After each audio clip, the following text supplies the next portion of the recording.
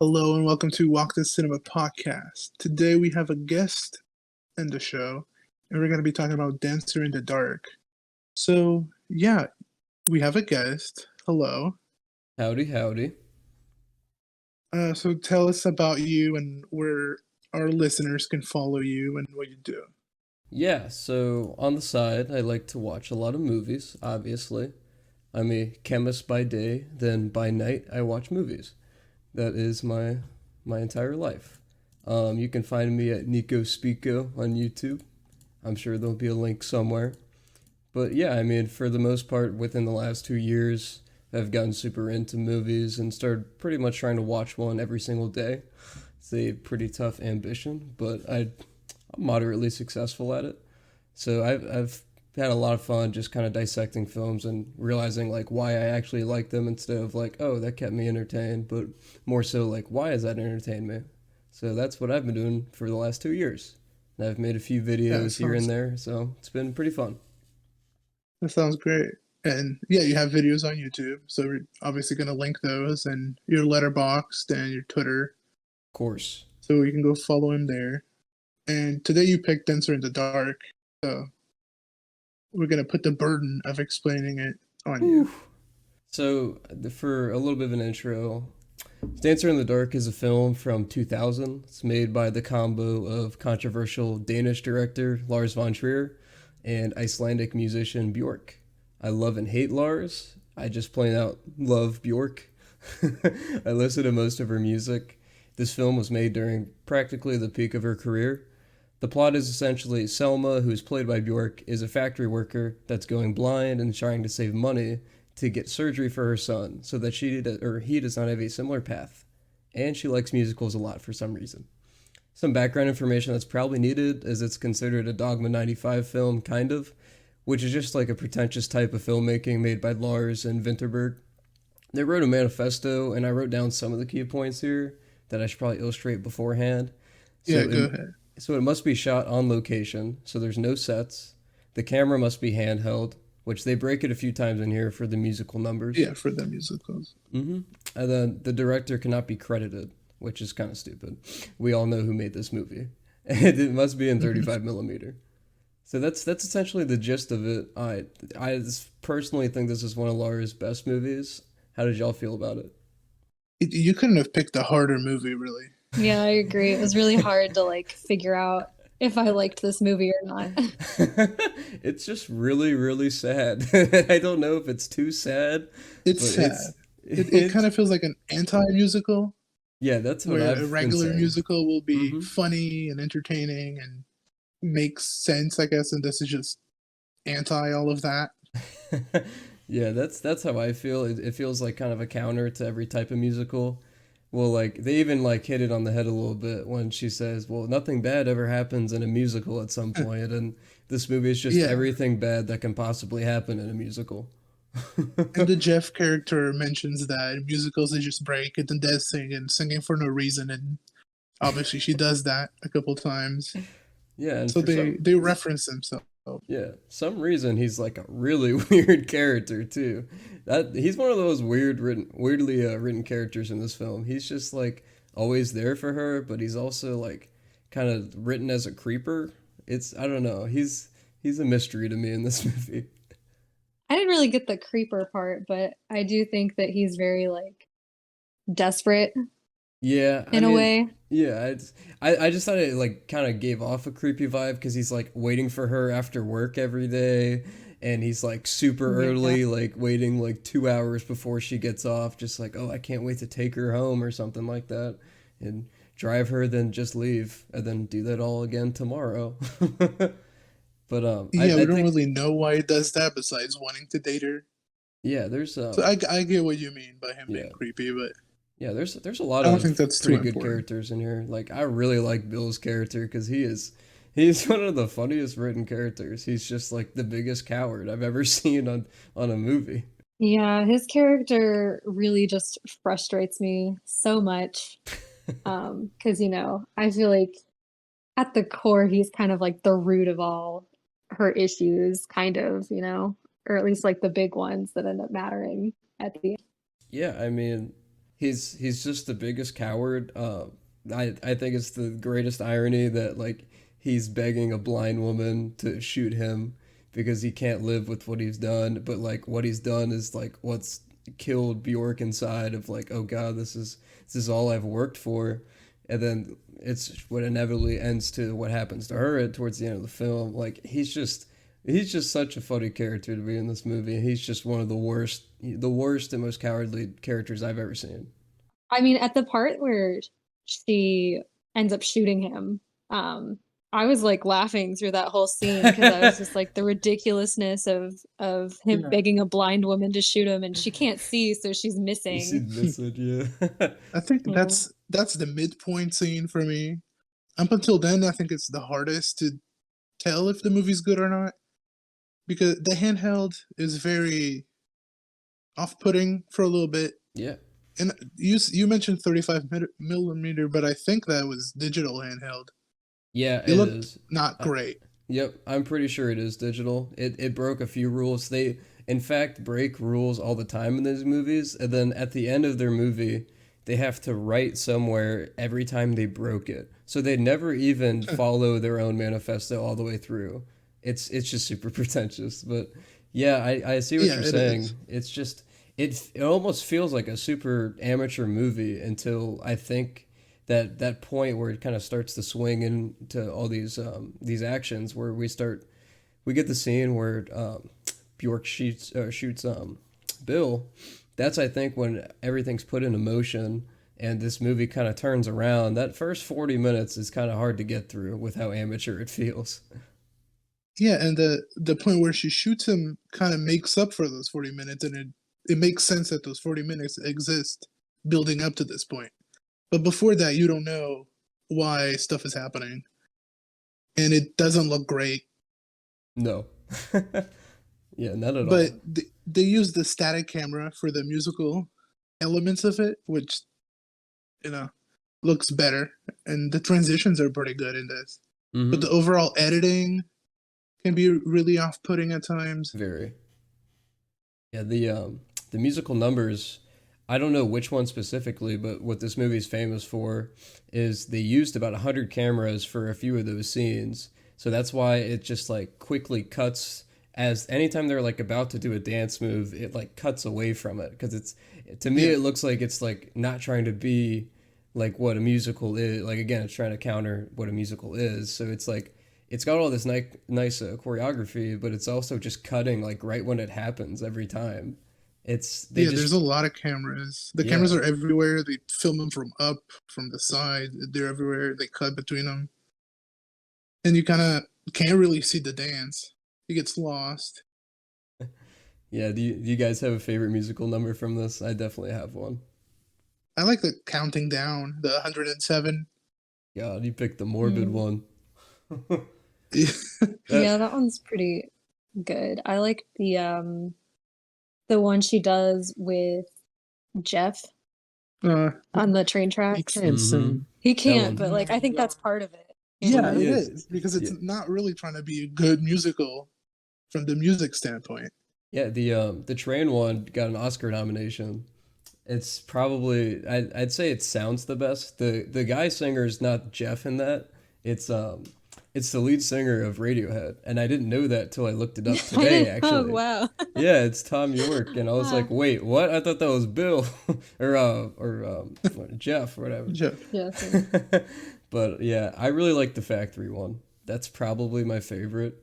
I just because that's like how I kind of feel at work anytime like I just like throw stuff around and just like hit the desk like because I also have like a music background. I used to play drums all the time, and that's just like a drummer's dream is exactly that musical number. You're just a man of many hobbies. Yep, that is for sure. But I really love that the 107 steps I think it's called because like she's just like getting in bed with the prisoners and they're all smiling and it looks so happy as she's just walking into her death like that. It is so Yeah, grim that and final scene is crushing. oh yeah, Yeah. I it's think the movie wasn't completely sold to me until it ended. Because the final scene of the she sings because she's happy for her son, and at that point she doesn't even care anymore, is what I get from it. Yeah, I mean, to me, once the glasses are handed to her and Hmm. her friends like, your son doesn't need these anymore, essentially. He's going to get the surgery.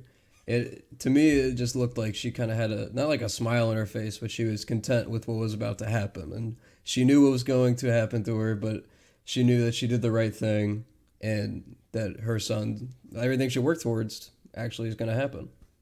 Yeah, I think like for us, we kind of sat in silence for the last part of it, like from probably the part where she rejects the new lawyer because she found out it was the money that she used for her son's Hmm. surgery. Until the end, we were just like dead silent, staring at the screen. Like it was so captivating those Yeah, last few scenes. I think the whole movie was captivating. Really, I was never bored by it. I think some people say it's dull to get through because of the length, which is not even that long. But Yeah, it's a little over 2 hours. It's not too bad. yeah, it's not too long. And some people say it's dull and boring, but I never got that. Even though I didn't know yet if I liked it or not, that didn't make it any less captivating to me personally. But I Yeah, ended up loving it at the end. It was really thankfully, just a roller coaster. yeah, thankfully, I've watched a lot of Lars movies, so I kind of know what I'm getting myself into. And older Lars is a little more ambitious. I think new Lars is kind of just like, I'm just gonna show you shocking stuff and hope people get mad and talk about me. He kind of seems desperate. And I hate his new Yeah, he movies. seems he seems like a he's very controversial now. I think there's a couple Nazi stuff that came up with Yeah, him recently. yep. He got banned from Cannes for a while. That was he just like brought it on himself too. If you watch the interview, it's so sad to watch him just dig this hole for no reason. Um, Apparently, also Bjork kind of accused him of sexual harassment during this movie too, saying that he was Yeah. handsy, and he tried to like he who said he was going to climb into her room at night during one of the days of recording, and a bunch of just like vulgar stuff from him. And he's definitely just a scumbag, but he has some good gems to his name at least. I really like Dogville. That's another good movie he has. But yeah, Yeah, he's that's probably the next one in our watch list. It's gonna be Dogville. yeah, I watched that in a few parts because that is a long movie and it is not, I wouldn't say dull, but it is extremely slow. I watched it Hmm. over like a week in episodes. Wow. Yeah, I Yeah. saw the thing about Bjork accusing him of that, and it just kind of like feels even worse because like I know some of his other movies are very like sexual in nature, so it Very. kind of like adds to the fact that seems like he's kind of a creep. But Yeah, I completely agree. He is a ginormous creep. You can tell from my favorite movie from him is either this or Antichrist. Antichrist is definitely a harder watch than this, just for like a physical reason more so than like this one's just like, why would I want to watch this again? It's so sad. I don't want to be so sad. I need happy thoughts. The other movie is just like, I need to look away. I need to look away. Okay, why am I watching this? I need to turn this off. But yeah, yeah, he's with he's with this movie, I felt like I saw a lot of people talking about like if they didn't like the movie, they said it was because it was too melodramatic, and It is, I feel like I kind of agreed but with it. that's the point. Well, yeah, but I mean, like, even in the beginning part, I was kind of like, "Oh, this seems like too much Yeah, is happening." that's the beginning is really melodramatic, and then you adapt and you start figuring out that being melodramatic is kind of the point of it Yeah. because it's not trying to be good from a classical standpoint. It's very innovative and it's its own thing. And as he said, it follows the rules that him and Vinterberg made. So it's not trying to be a Hollywood movie or a movie that's for everyone. hmm yeah, I'd definitely say this is one of the most unique movies because I mean I can't think of like a really depressing. I wouldn't even know if I'd call this a musical because like it's like there's not a musical number for like 40 minutes into the movie. Yeah. Yeah. like I like noticed I that too. I was kind of shocked because I thought it was a musical, and then we didn't get one like a musical number until like you said, 40 minutes in, and it's But it's weird. the musical bits turn out to be the best parts at times. Not the music itself, but just what he accomplishes with it, the meaning of the songs and the transitions that they portray. It's her daydreams, pretty much.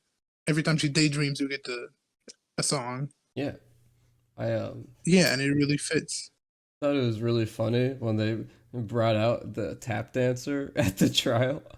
I don't know why. I bursted out in laughter when like they were like, and now we bring out something Novi, and he just comes out, and it's just this little man. He's just like, I don't know Yeah, who I that was like, is. I was like, how do they know that this is one man, Novi? Yeah, Like, yeah. I was there's gonna no say, other. there's one person with that full name in the Well, entire I universe. think he was a real person. Yeah, I'm not sure. I meant to look that up because I was watching this with a friend, and they're like, "Is that like a real person or something?" And I It's said a I person assume that not. existed with their name. There's a person from Czechoslovakia that had that name and was a musical actor, Oh, oh, but it yeah, definitely wasn't the actor in the film. yeah, yeah. So it's either a really dark reference that no one's gonna really know, or it just doesn't mean anything. Just a coincidence. Yeah, did any of the performances kind of bother you at the start of the movie, where you were just kind of like put off from how everyone was acting, and the editing definitely didn't really complement it, because it kind of bothered me the first time I watched it, where I was like, this is just so it feels so amateur the entire time. That's what I keep saying, but it just really gives you that interpretation when you're first watching it. Yeah, I felt like I'd never seen Bjork act before. Um, so like her way of acting kind of threw me off for a little while, but as you watch the movie, you kind of get used to her and like her character, I guess. And I did some like reading about it, and um I think Lars like described the way that she acts as more of like feeling rather than acting. Yeah. Like I mean, I know she's like, she's an artistic type of person, so I felt like this movie was probably like really suited for her. He really wanted her to be in this movie too. I think he pursued her to be in it. Yeah, she was at the peak of her career. This was probably when she made all my favorite albums. Was that 2000s area? She has a lot of good music. She like makes like kind of it's very different. It's off-putting to a lot of people. Like when I play it in the car, they're just like, this is so unique. This is unlike anything I've heard." But yeah, I think this is the only time she's really acted. But she's also going to be in the new Robert Eggers movie, which is kind of weird. I don't think she's acted in like 20 years, or maybe I'm wrong on that. But yeah, she's coming back, I guess. That's good. Robert Eggers is also an up and coming director. Maybe he'll turn out to be like Lars. Yeah, my You're, yeah, I know a you friend already that used William Dafoe, so yeah, I love him too. I had a friend that got a screening to the Northman somehow, and he wasn't allowed to say anything about it. And I asked him about it, and he was just like, "It's pretty good." And I was like, "Yeah, I believe it. I believe it." I was like, "I don't know how you got a screening of that so early, but I'll take your word on it." Yeah, it's just this movie definitely just puts you in a mood where after you finish it, you just kind of have to sit there for a sec and just kind of okay, just breathe in a little bit. Okay, let's get back to like real life. Yeah, I definitely felt that at the end because like I said, I kind of felt like it was melodramatic, especially at the point where she shoots Bill. Up until that point, I was kind of like, I get the criticism. But then, that ending scene where she's about to be hanged and, you know, it's it's gut-wrenching to watch her cry for her son like over and over again until her friend like reassures her that he's gonna get the surgery. And this movie almost got me. I almost started crying at the end, but I didn't. I held it See, together. it's see, definitely a movie for people that have to be patient because you hmm can't just jump in and from the beginning be super into it. I yeah, feel like you gotta adapt because for until she killed Bill, I was very much not knowing if I like it or not. And then afterwards, it was like, yeah, this is great. And then the ending scene really sealed it for me. yeah. It's definitely an emotional gut punch at the end. I do like how they don't have any instrumentation to the music at the very end when she just kind of starts singing. that it's like pretty quiet in the background for the most part, and they just cut it in the middle of it and just drop her down. And Yeah. it really kind of hits where like you kind of know as like this isn't like the other songs that something else is about to happen pretty quickly.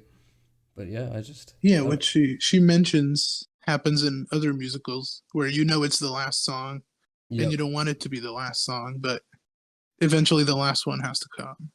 yeah, And he always feels different. It never feels like the other one.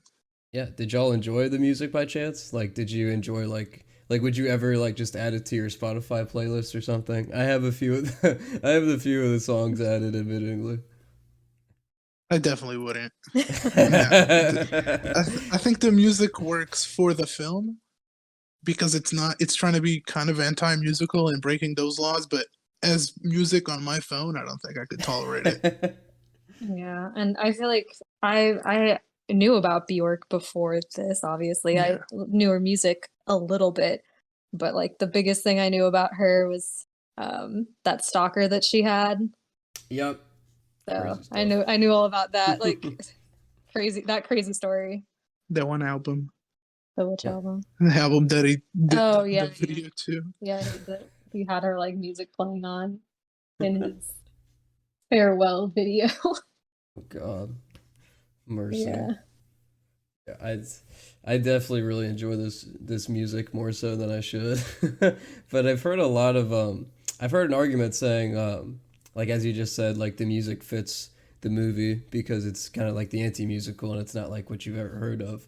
I've heard criticism that people are like, "Well, why doesn't she sing songs like an American musical because all she's talking about is like the American musical she likes and all these songs are definitely not what would be in an American musical." But I agree with your thought that it makes sense that it's her type of music. It's just like dork songs. Yeah. Yeah, I would definitely like in my fake little scale, I'd give it like around probably like an 8 or a 9, probably about a 9 out of 10 if I was to be a betting man. I felt I had to give it a 10. It'd be wrong not to because it's just so unique Nice. that I felt like, yeah, it instantly became something I want to watch again, which is actually the opposite of what people usually say after finishing this. I don't know They when the usually don't next want to time I'll watch it watch ever it. again. I don't know the next time I'll ever watch this movie. It's gonna have to be a few years. Yeah, I gave it a tentative 7 just because I'm not sure I'm like 100% sold on it, but for sure the ending left a lasting impression on me. No, I agree. It's a hard sell, and the first viewing is not enough for me personally. Yeah, I agree. Though I Yeah. don't know if I'd ever want to watch it again. It's kind of like if you ever seen the movie Cold War, that one's also one that like really Hmm. gut punched me and I loved it, but I could not rewatch it anytime soon. Yeah, that's I me watched with that like that's twice it. in the same week because of you. Because I watched it, I was like, "You gotta watch this," and then you just cried, and Yeah. I Oh cried for god. like 30 minutes after that No, movie. don't get me started. I'm the biggest crier in any movie. Oh, it doesn't matter if it's like really fake too, where like everything's really cheap, and I'm still gonna have some tears in my eyes for it. But Yeah. I'd put this movie in like for me. I really think Incendies is like that for me. That Denis Villeneuve movie. It's like a 2.5 hour French Canadian movie that's just super depressing for almost the entirety. And I recently rewatched it, and I was just like, oh, why'd I do that? I gotta think about this again. This is sad. I want to be Yeah, happy. exactly. Yeah. No, this movie definitely felt like I had to go watch TikToks to make myself feel a little bit better. I just didn't want to do anything afterwards. I just Yeah, want to lay down and absorb it. Have I to. It's something I had to think about. Really, yeah it's I not something you just put on the background. That's for I sure. I got up and did dishes and just tried to not think about life, and I just started aggressively cleaning the apartment, just hoping I'd forget about it. Yeah, it's definitely hard. And It's hard, but I recommend it to yeah. anyone listening that hasn't seen it, even though we spoiled everything. Yeah, what's your what other Lars movies have you seen? None. Yeah, None. none. This is the Dang. first one. Yeah, we kind of avoided him Yeah, I mean that's because not. of his reputation. But I definitely wanted to watch this, and I want to watch Dogville and maybe the House of Jack build. But the That rest I'm one. probably gonna just skip over. Yeah. My favorites are probably Melancholia, Antichrist, and Dogville, and then this. Nymphomaniac sucks. Both of those are just horrid. The House of Yeah, Jack built never heard anyone is say that one's good. yeah. Nobody likes it. The House of No. Jack built. Some people like it. Like the people that do like it are the people that hate Lars, and the people that hate it are the people that like him. I think because people say it's kind of like a critique of his own movies, so he's kind of making fun of his own movies in a way. It's definitely bananas, and I think it's just shocking to be shocking. There's a bunch of stuff they show that's just there's no reason for it besides like, hey, here's something shocking. Look away. You'll remember me. Like it's so frustrating. Yeah, I feel like there's a lot of shock value in his films. And a lot of people say this one is for manipulative reasons, but I don't know. I didn't feel manipulated with the Bjork performance being so, I don't know, honest. Yeah, I feel like she's the one. She's the element that makes it feel like it's not exploiting like sadness. It's just as much her movie as it is Lars. Yeah. I agree. Yeah. I don't know like how much of the creative freedom she had with this, but I feel like she wouldn't have done the movie unless she had the freedom. Yeah, I agree. She doesn't seem like the type that would, you know, Sacrifice art. sacrifice her art for somebody else's vision, I guess. Yeah, especially when she hasn't been in many movies. That definitely is a key point in thinking, well, she probably did this because she thinks it's going to be a pretty good art piece. Yeah, and I feel like her performance was pretty good, and like her character in and of itself is just kind of so pure, and you see like throughout the movie she makes friends with literally everybody. Everyone loves her automatically, pretty much.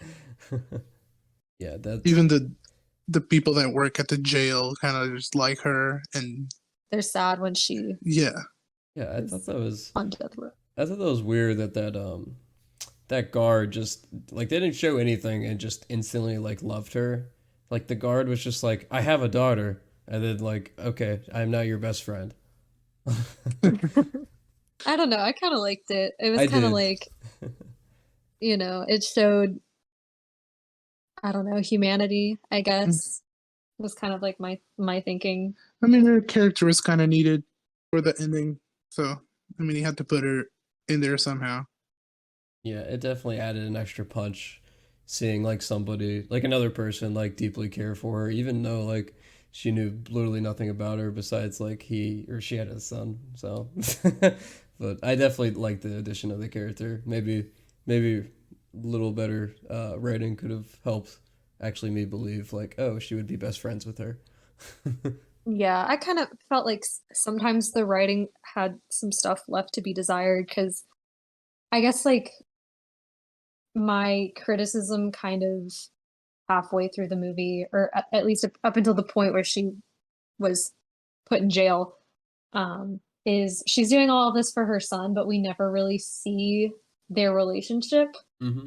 ever. Like he's in the beginning part a little bit, and we see them interact then, but it's what you would think a mom and her almost teenage son would interact with, kind of like he's kind of indifferent, I guess. Yeah, Um, we only really see her like get mad at him. We only yeah, see her exactly. like slap him and then like ask him questions at the dinner table in like a really hostile manner. We don't get too much for the son. Yeah, exactly. So it's kind of like I don't know if it would make it a better movie for me to have that interaction, Yeah, but I feel like her accepting that she's gonna die so the son can have the money for the operation is more than enough to show how yeah, much he cares. yeah, I get that, but I'm just like, maybe it would add a little bit more to the story. I don't know. I feel like its flaws make it great sometimes.